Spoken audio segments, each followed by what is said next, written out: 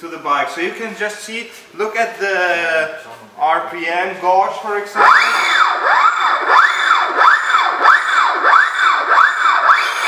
So you can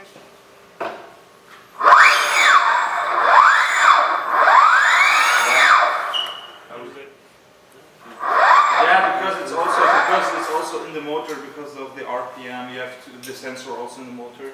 Okay. So here the adjustment. This is just a calibration in the end. Okay. So Could you try again? I will record that noise again. I will.